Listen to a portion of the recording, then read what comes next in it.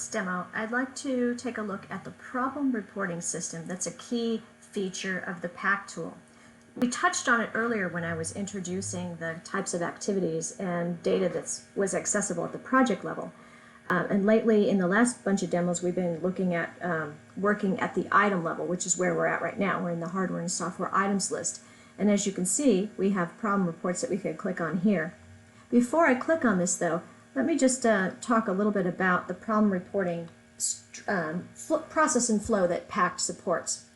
Like most things in PACT, we try to provide an infrastructure that gives you a very solid path through the process in a very structured way, but doesn't limit your abilities to add your own process-specific flexibility and customizations to it.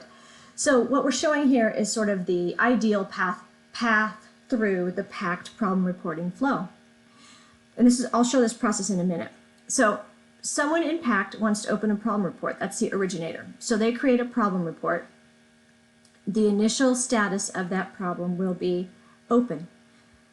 Ideally, that problem report, when it's open, should be assigned to someone on the control board, the CCB, who will evaluate the PR to make sure that it's acceptable or to disposition it in some way. So they might decide, you know, that's an issue that's important but not right now, so they could defer it.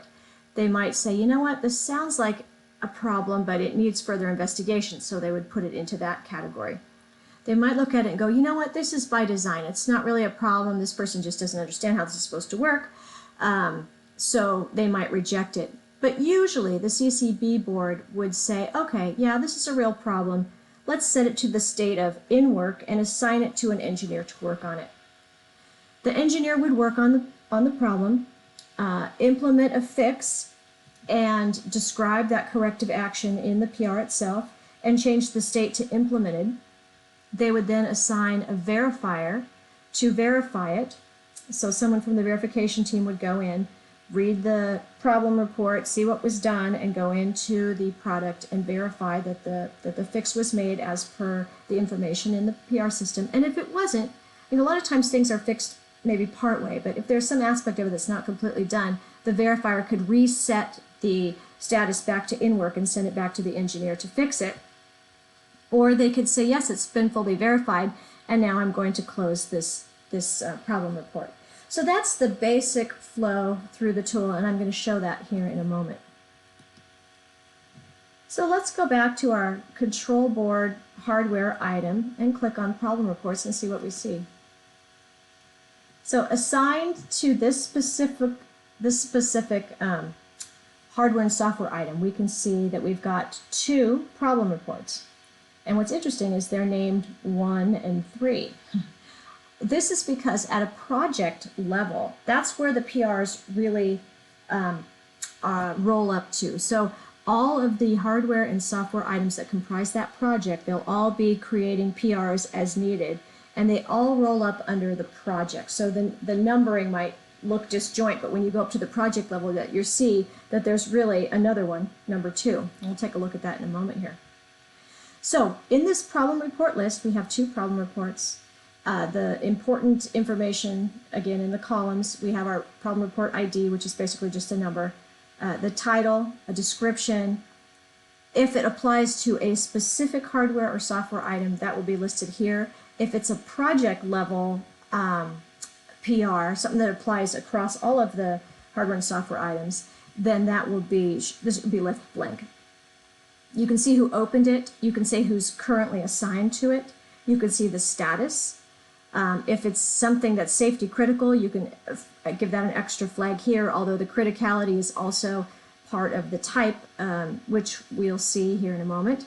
The date that it was modified last. You can also click on the history to show what's changed over time, and of course your show and your edit buttons. When you get a PR assigned to you, for example, one of these, both of these shown here was assigned to me, you'll get an email that notifies you of this. So I'm going to show you one here. This is kind of interesting.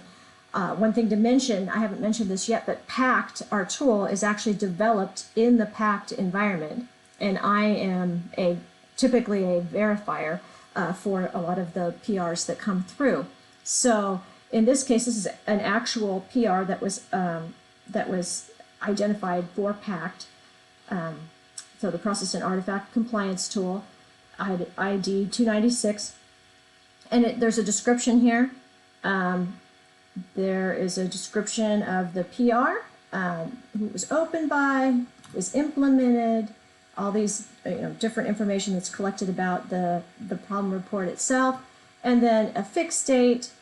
Paul, the engineer, is asking me to please verify. So I can actually click on this link. It would take me right to that PR for a quick and easy way for me to take a look at it and change the status. So that's this PACT system of problem reporting notifies people when they're on the hook to do something. This is just one of the ways that it does that, and I hadn't mentioned that yet, so I thought I would show it here.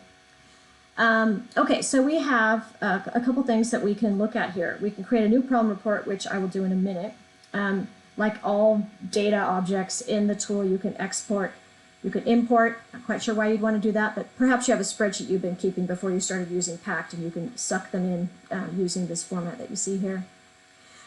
We can click on all problem reports, which will show all of them for the project. And now you'll see we have 1, which is assigned to control board, 2, which doesn't have any assignment to a hardware item. So this means it's a system level, a project level PR, and 3, which was also assigned to this control board.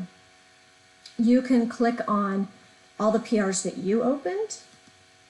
You can see 2 of them, numbers 2 and number 3 I opened, or the PRs that are assigned to me. This is really important because you might have a backlog of things you need to be working on in the project, which are identified by these PRs. So you can click on these and they will all show up. So it looks like all 3 of the PRs are now assigned to me. So if we wanted to make a change, we could do this. Let's say this PHAC. Well, let's click on this one. Let's click on Edit. I'm going to show you the fields involved in problem reporting, and they map to that flow that we talked about here.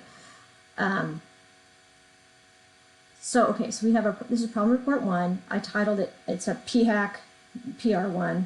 It applies to, here's where you can select which of the items it applies to. The date that it was opened, who opened it, who it was assigned to, the status. Remember we talked about that as we walked through the flow chart. We've got open, implemented, in work, investigate, verified, closed, deferred, rejected. So those are all the statuses. This is in work. Usually that means it's assigned to the engineer, the first engineer to start working on. The product itself, if there's a different product name, sometimes you've got an item that might be involved in one or more versions of a product, so you can put that here. Criticality. I touched on this, but let me look at this in more detail. So these criticalities, they may seem a little strange if you're not familiar with them, but there's a document called AC 2189, and it is a document that helps people with airborne systems and the items for those systems deal with open PRs, open problem reports, during and at the end of a project. And it identifies different types and what those types mean in terms of the criticality of the problems. So we've designed this criticality feature to exactly utilize the terminology and type specified by that document, because if you are doing an avionics project, at the end of this project, you're going to need to know how many PRs you have in each of these categories, because they all require different kinds of consideration. For example, type 0, failures with a safety impact. At the end of the project, you do not want to have any of those. You need to fix those before you can finalize your project. So we've used the same terminology that the industry uses, built it right into the system here. The source of the PR, you can put a person's name, or you can basically, it's a customer certification authority, other, whatever. This was internal.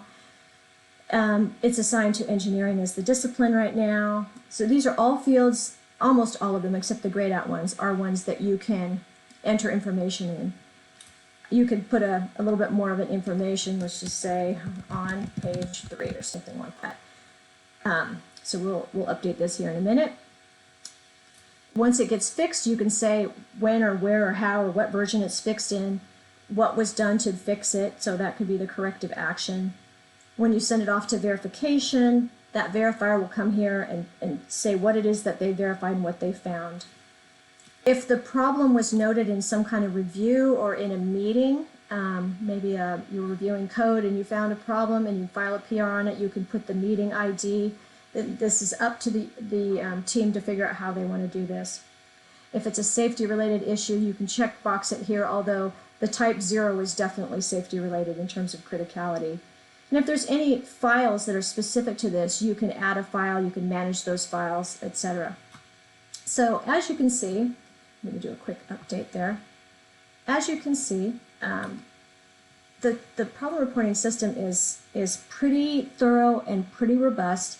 The problem reports span across the entire project as you would expect them to, because it's really the project level that you care about. And some of those PRs, like for example this one, number 2, missing safety concerns, the system spec isn't clear regarding safety issues, that system or project level issue is going to feed down into all of the individual hardware and software items that are related to it until it is addressed. So the fact that we have combined it so that they're all kind of part of one system helps unite all of the teams working on the individual items, especially on something as critical as a problem.